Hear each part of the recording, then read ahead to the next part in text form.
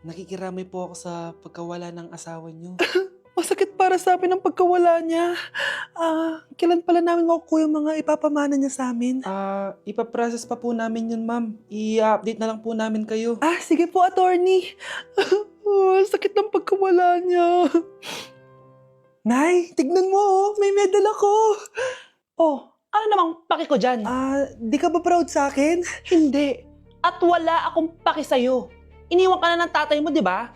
Kaya pwede ka na umalis dito. Bakit ka ba ganyan sa akin, Nay? Huwag mo nga akong matawag-tawag na nanay dyan. Kadiri. Hindi kita anak. Ang nanay mo, wala na. Malandi kasi. Nay, gutom na ako. Ay, gutom na baby ko. Wait lang, mag-order ako ng steak for you, ha? Yay! Steak, my favorite! Ampun lang pala ako. Nasaan na yung totoo ko, nanay?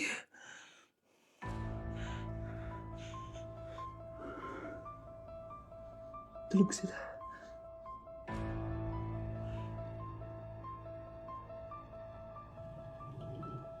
Nasaan na yun? Ito ba si nanay? Sino ba ito tumatawag na to? Muntik na yun. Attorney? Hello, ma'am. May update na po sa ipapamana ng namatay niyo pong asawa. Sige. Punta ka dito sa bahay. Sa wakas, ito na yung araw na pinakahihintay ko. Hoy, ikaw! Pag dumating dito si attorney, magtago ka. Hindi niya pwede malaman na may isa pang anak ang asawa ko. Sige po. Ma'am, nakuha na po namin yung last will and testament ng asawa niyo. Ang nakasulat po dito ay, ang 50% ng kayamanan niya ay mapupunta po sa inyo.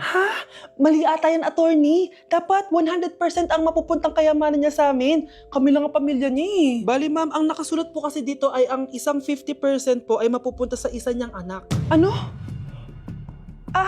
Baka yan yung isa naming anak na nawala. Oo, sa amin na lang yan. Ako! Ako ang isa pang anak ni Ramon.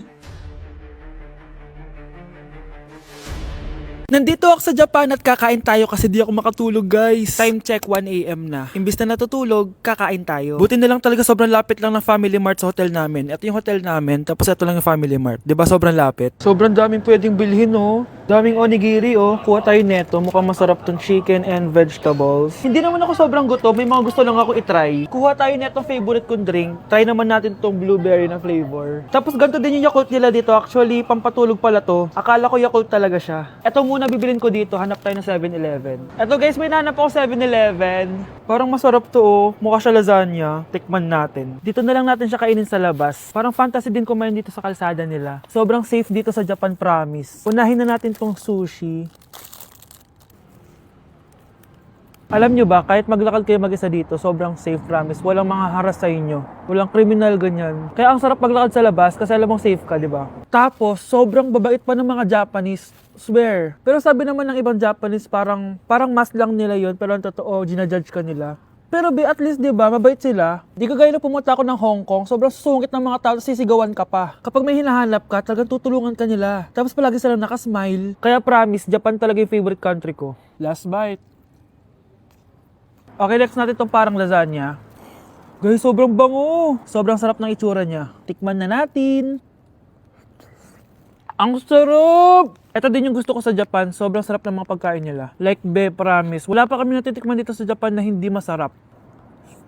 Kaya every time na pupunta talaga kami dito, promise na yon, natataba kami. Pero okay lang, Japan to eh. Alam nyo, minsan, naisip ko na dito na lang kaya kami tumira. Pero ang naririnig ko sa ibang foreigners na nakatira dito, masaya lang daw dito as a tourist. Pero kung dito ka natitira at mag-work, nakaka-depress daw, ganyan nakakalungkot. Kasi sabi nila toxic daw yung work environment dito. Pero ako, kung titira ako dito, gusto ko forever tourist ako. Inumin natin to Yakult na nakakaantok.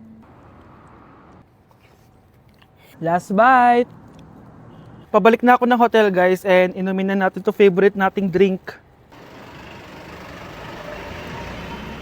Medyo malansa siya tas maasim. So yun lang guys, bye! Ganda nito. Sana maging successful yung pagbebenta ko ng damit noon ha. Mahal, ang dami nating ibebenta mamaya. Manifest natin na makabenta kayo, Nay, para makaahon na tayo sa kahirapan. Hindi ako makapaniwalang nabili ko na yung pangarap kong tig 200,000 na relo. Wow, ang ganda niyan, Tay! Anak, tignan mo to binili sa akin ng tatay mo. Diba ang ganda? Hala, di ba mahal yan, Nay? Mas mahal pa to sa bahay ng kapitbahay natin, no? Magbebenta ulit kami mamaya para mas marami tayong pera. Anak, binilang kita ng kotse. Gamitin mo to pag pupunta ka ng school, ha? Ha? Tay, di ko naman po kailangan ng kotse. Kaya ko naman po mag-commute. Gumastos pa tuloy kayo. Dami mo naman sinasabi, anak. Sige na, puntahan mo na sa labas. Wow! May sarili na akong sasakyan. Wow, ang ganda naman ng bagong kotse mo, Scarlett. Ay, salamat po. Hindi ka ba nagtataka, Scarlett, kung bakit ang bilis niyong yumaman? Galing yun sa pagbebenta ng damit nila nanay.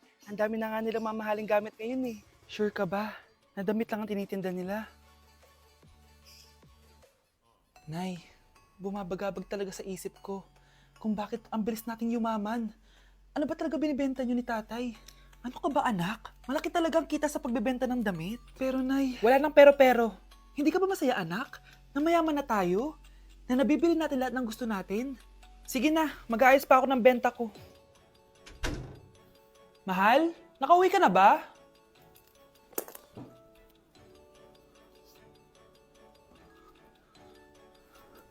Ano ba talagang laman neto? Nagbebenta sila ng laman loob ng tao. Wow, sobrang ganda, mahal.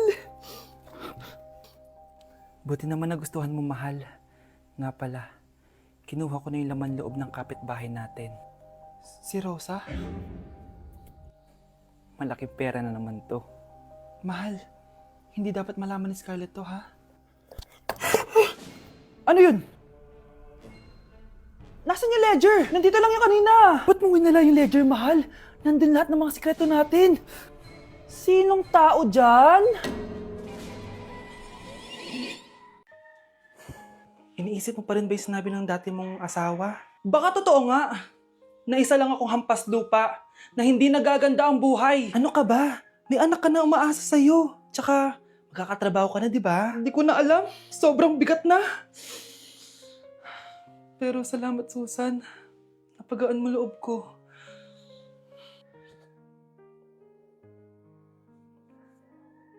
Hello, ma'am. Thank you for calling. How can I help you? Baby, wag ka muna umiyak, please.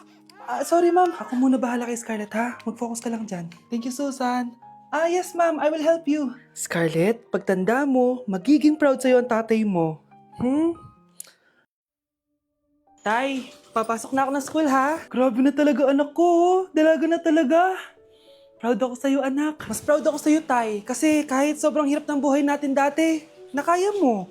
O, tignan mo, manager ka na ngayon. Lahat ng ginagawa ko, anak, para sa'yo lahat to. Naku, ang sweet naman na magtatay. Sana, ikaw na lang naging nanay ko, Tita Susan. Ha? Ano ka ba, Scarlett? Oh, sige na, manilate na pala ako. Bye tayo, bye, tita.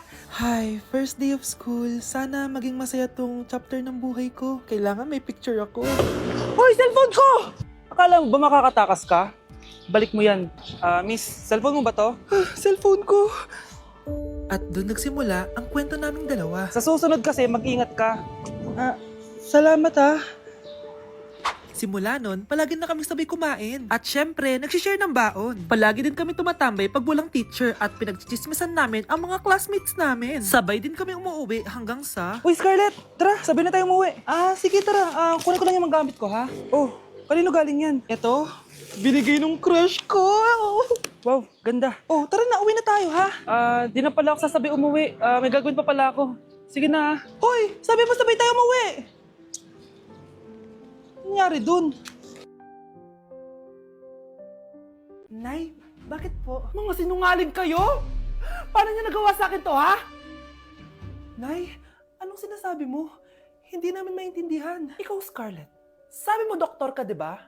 Bakit katulong ang trabaho mo sa New York, ha? Nay. Ikaw, Brianna, teacher ka, di ba? Bakit nakita ka nilang nasa bar at sumasayaw-sayaw ka pa? Ikaw, Michael, akala ko may engineer na ako. Ngayon pala, nangi-scam ka lang ng tao! Bakit niyo tinago sa akin to, ha? Nay, hindi kasi ako nakapasa bilang nurse sa New York. Sabi nila, mas magaling kasi talaga si Brianna compare sa akin. Kaya rumakit muna ako bilang katulong para makapag-aral ulit. Oo, Nay! Sumasayaw ako sa bar. Pero di ko binibenta ang katawan ko. Kinilangan ko lang yung pera para makagraduate na ako bilang teacher. Ayoko na kasi manghingi sa'yo eh. Ang baba kasi ng sweldo ng engineer, Nay. Kaya humanap ako ng paraan para kumita ng pera. Alam ko mali ang pagiging scammer pero yun ang bumuhay sa akin, Nay. Mga anak, sana sinabi niyo sa akin. Pamilya tayo dito, diba? Magtutulungan tayo. Bakit tinago niyo sa akin? Natakot kasi kami, Nay, na baka ma-disappoint ka namin. Alam kasi namin yung paghihirap mo. Mapag-aral lang kami. Anak ko kayo. Gagawin ko lahat para sa inyo. Sa tingin niyo ba hindi ko kayo tatanggapin, ha? Kaya itigil niyo na yung mga ginagawa niyo. Lalo ka na, Miguel. Opo, Nay. Sama-sama tayong bumangon. Nay, sorry. Wow, ang sweet naman. Isa ka pa. Gusto mo talaga masira tong pamilya namin, no? Lumayas ka dito, pamilyang peke! Ano?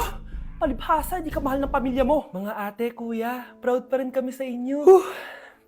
Mga anak, simula ngayon, sama-sama na tayo, ha? Walang iwanan at walang magtatago, ha? Promise? Promise, Nay. Hindi na kami magtatago.